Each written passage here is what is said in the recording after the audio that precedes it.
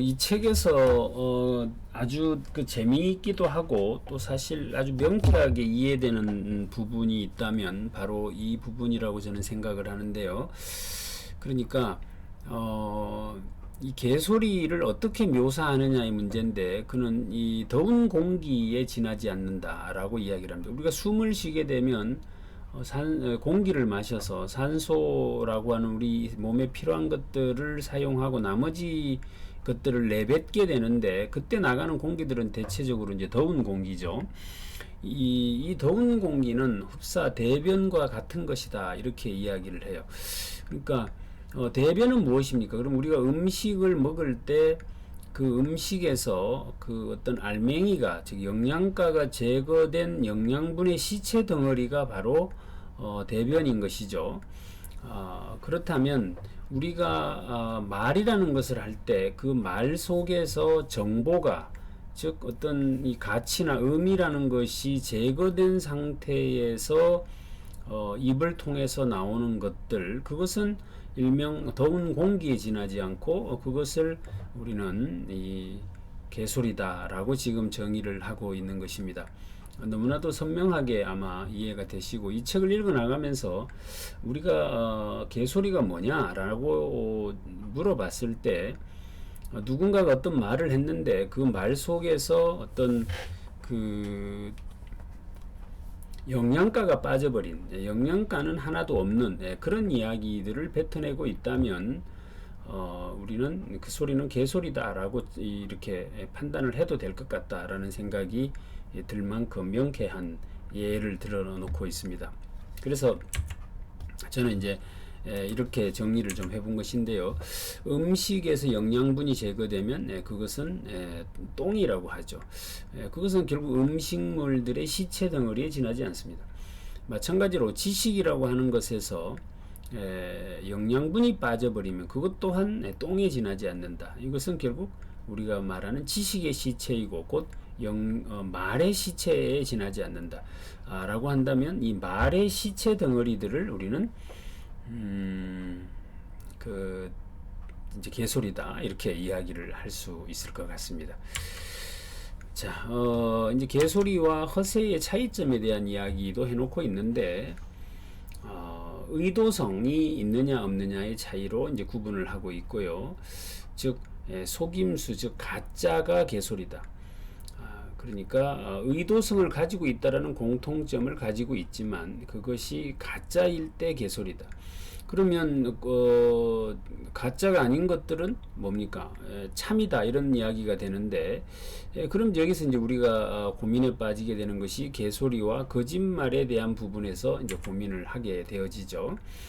그 이야기가 이제 후반부에 나와지는 내용들인데, 이조품의 문제는 어떻게 생겼는지가 아니라 왜 만들었느냐, 즉 어떻게 만들었느냐라는 것이 중요하다.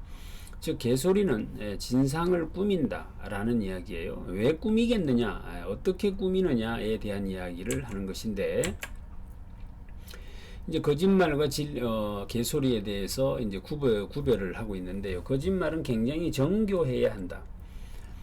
정교하려면 진리값을 알아야만 정교할 수 있죠. 그렇지 않겠습니까? 어떤 이 진짜가 뭔지를 알아야 그것을 비슷하게 만들든지 어떻게라도 이렇게 정교해질 수 있는 것입니다. 그런데 개소리는 공들인 노력의 문제가 아니기 때문에 그저 예술의 문제에 지나지 않는다. 예술의 문제는 이제 예술의 문제다라고 한다면 우리가 극히 감각적이다, 이렇게 말할 수 있을 것 같아요. 극히 누군가가 감각적으로 만들어낸 어떤 그런 것들에 지나지 않는, 의도성이 개입되어 있지 않은 이런 것들이기 때문에 그걸 이제 개소리라고 한다. 거짓말은 그 어떤 이 정교함이 들어가 있다. 왜냐, 그들은 진리값을 알고 하는 것이기 때문에. 여기서 이제 굉장히 중요한 문제가 발생을 합니다. 뭐냐면 거짓말이 더 나쁜 것이냐, 개소리가 더 나쁜 것이냐의 문제가 있는 것이죠. 사랑의 반대말은 무관심인데 흔히 미움이나 증오라고 이야기를 한다. 그렇다면 이것은 거짓말입니까? 개소리입니까? 이럴 수 있습니다. 사랑의 반대말은 미움이다라고 이야기를 하면 그 말이 틀린 것 같지 않죠. 왜냐하면 사랑하면 막 좋아하는데 미워하면 이렇게 싫어한다라는 것이니까 반대말인 것처럼 이렇게 보여질 수 있습니다. 그런데 그 왜 미워하게 되었느냐를 놓고 본다면 그건 사랑하기 때문에 미워한 것이죠. 해서 사랑의 반대말은 미움이라고 보기라고 하는 이 가정이 성립되기가 쉽지 않을 것 같습니다.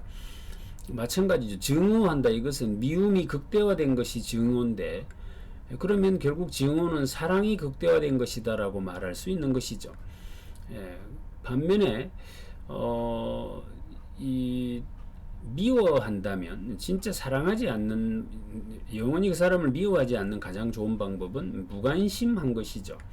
관심을 안 두면 사실 미워할 이유도 없습니다. 제가 뭐 길거리 지나가는 사람들을 제가 미워하고 이러지 않지 않습니까? 그 사람을 하고 아무런 관계가 없기 때문에 그렇죠. 그래서 무관심하면 누굴 미워할 필요가 없어지는 것이다라고 본다면 사랑의 반대말은 무관심이 맞다고 할 수 있을 텐데 이것을 미움이나 증오인 것처럼 말을 꾸며서 말을 하게 되어질 경우에 결국 부부가 있는데 대화를 하는 중에 나는 우리 남편이나 우리 뭐 아내가 미워요 이렇게 말을 하면 두 사람은 사랑하지 않는 것입니다라고 이야기할 수 있는 것이 가능해지죠. 그런데 누군가가 남편이 미워요라고 하면 그건 당신이 그분을 사랑하기 때문에 미운 것이다. 그러면 어떻게 하면 그 미움을 제거할 수 있을 것인가에 대해서 집중할 수 있게 되죠. 아마 어떤 의도인지 여러분들이 알아들으셨으리라고 보고요. 때문에 어떤 것을 정확하게 알고서 하는 말이냐 아니면 모르고 하는 말이냐에 따라서 그것은 거짓말이 될 수도 있고 아니면 참말이 될 수도 있는데 그것들을 모르고 그냥 뱉어내는 말들은 개소리가 될 가능성이 높아진다라고 보면 될 것 같습니다. 그래서 이제 개소리를 사실이라고 하면서 막 이렇게 확산시키고 반복해서 주입을 시켜버리면 어느 틈인가 그것이 이제 사실이 되어서 되어버려서 하나의 그 어떤 판단 기준 또는 가치관으로 이렇게 정립을 해버리게 되는 일들이 생긴다면 더더욱 문제가 아니겠느냐라는 이야기도 하고 있습니다.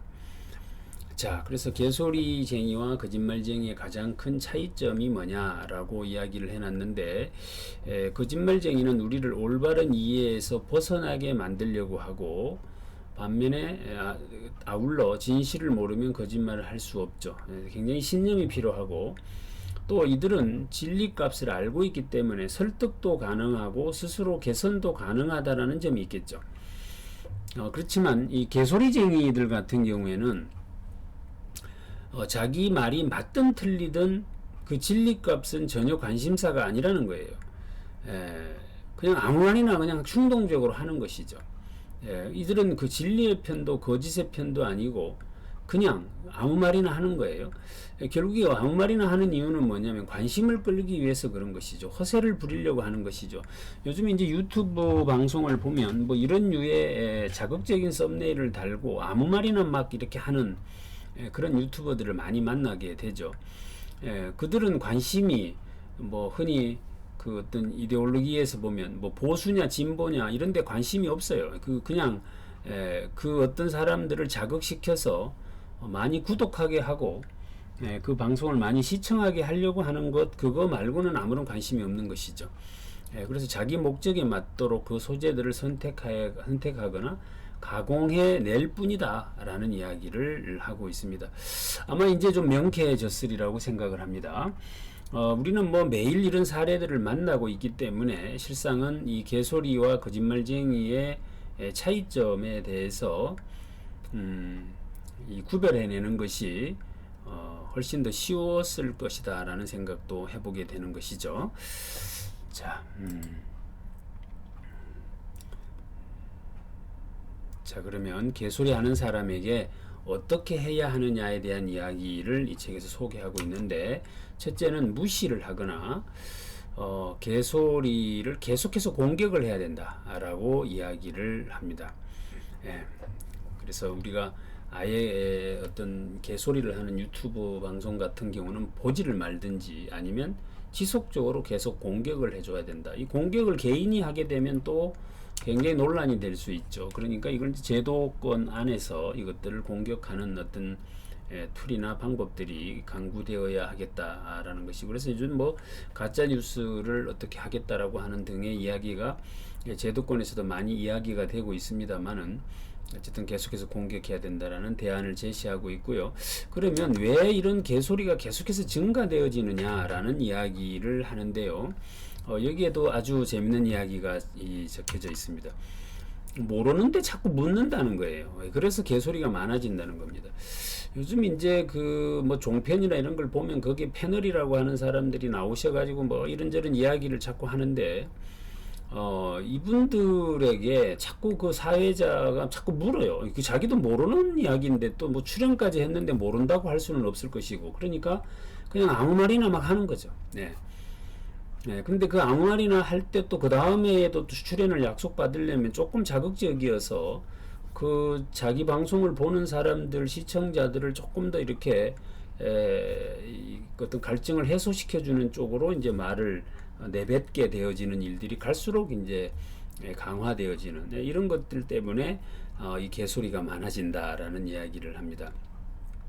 그래서 지식을 넘어설 때마다 개소리의 생산은 활발해진다, 이렇게 이야기를 합니다. 아까 이타고 평전에서 이야기하는 이타고가 한 이야기가 바로 그런 이야기죠.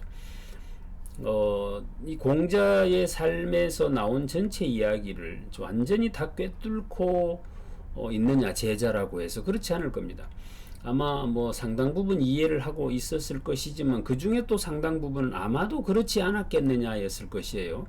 아마도 그렇지 않았을 것이냐라는 것을 누군가에게 전달하는 과정에서 여러 가지 이제 이런 이 형용사나 이런 수식어들이 따라 붙었을 것이고, 그것이 결국에는 시간이 지나면서 과장되어지고 이렇게 되어진다라는 점을 우리가 볼 수 있다면 정확하게 이 부분을 짚어내고 있다라는 생각이 듭니다.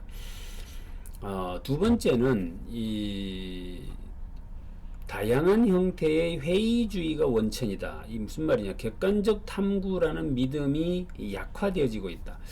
무슨 말이냐면 정확성이 곧 진정성인 것으로 많이 이야기되어지고 있죠. 그러니까 제가 지금 어떤 이야기를 하면서도 어떤 수치를 인용해서 만약에 이 정확성 있는 것처럼 말을 하게 되어지면 이것이 곧 진정성이라는 것으로 이야기되어지죠. 그럼 이 정확성이라는 것은 어디에서 나온 것입니까? 우리가 현재 살고 있는 이 제도라는 것은 기본적으로 이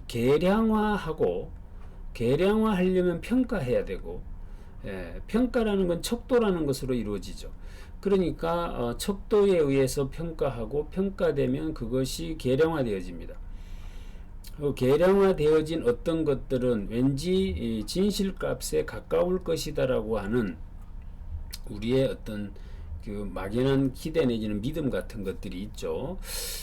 이것이 이제 결국에는 이 개소리가 증가하는 원인이다라고 이야기를 하면서, 다른 어떤 것에 확정성을 부여하는 것은 오류로 드러났다고 가정하면서도 우리 자신만은 확정적이며 따라서 우리 자신에 대해서는 옳은 기술과 틀린 기술이 모두 가능하다고 상상하는 것은 말도 되지 않는다, 이렇게 이야기를 합니다. 해서 특히나 요즘 이제 무슨 뭐 조사다 해서 그 통계값으로 어떤 이 아날로그적인 어떤 것들을 이렇게 계량화 시키려고 하는 시도가 굉장히 많아지고 있는데, 이것을 기반으로 해서 이제 여러 가지 그 개소리를 막 뱉어내는 이런 일들이 개소리가 많아지게 하는 이유다, 이렇게 설명을 하고 있습니다.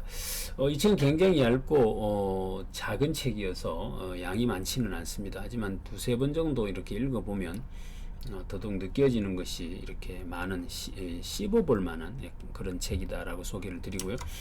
이 책을 옮기신 분이 써놓은 내용들 간단하게 리뷰를 좀 해드리면서 오늘 마무리를 하려고 합니다. 이분이 이제 이 책을 번역하시면서 헛소리라고 번역하고 싶었으나 이 헛소리라는 것은 이 넌센스라는 것과 차별화가 좀 어려웠다. 그래서 개소리라고 번역을 하게 되었다라고 지금 적어놓고 있고요. 자기가 분석을 하면서 가장 인상적인 것은 개소리가 거짓말보다 더 위험하다라고 하는 것, 이것이 이 책을 번역하면서 자기가 가장 인상적이었다라고 소개를 하고 있습니다. 그것은 왜 그러냐 하면 거짓말쟁이는 자기가 한 말이 진리인 것처럼 포장하기 위해서라도 진리에 대한 최소한의 A는 있는 것이다. 그런데 거짓말쟁이들은 이 개소리쟁이들은 진리든 말든 전혀 상관하지 않는다라는 이야기를 합니다. 왜 그러냐 하면 개소리는 거짓말보다 훨씬 편하다. 왜냐면 공부 안 해도 되죠. 무엇이 참값인지 몰라도 되지 않습니까? 왜 만약에 이 거짓말을 하는 사람은 이분 표현에 하면 장인 정신이 필요하다는 거예요. 왜냐하면 서툴면 금세 들통이 나니까. 반면 개소리는 공들여 만들 필요가 없다. 단지 약간의 뻔뻔함만 있으면 된다.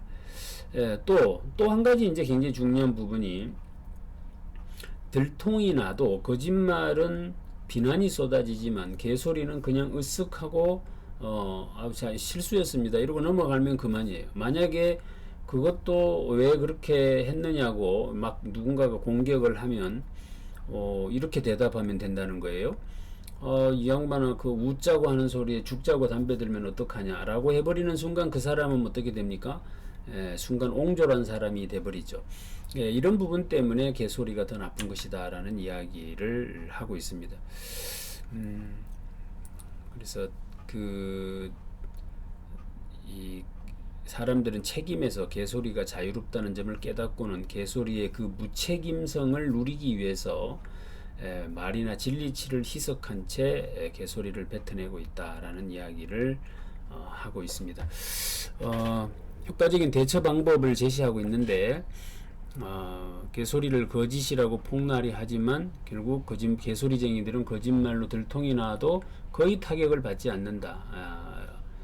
때문에 이들은 그냥 진위 여부하고는 아무 관계없는 그냥 하나의 말장난, 언어 게임에 지나지 않기 때문에 그렇다.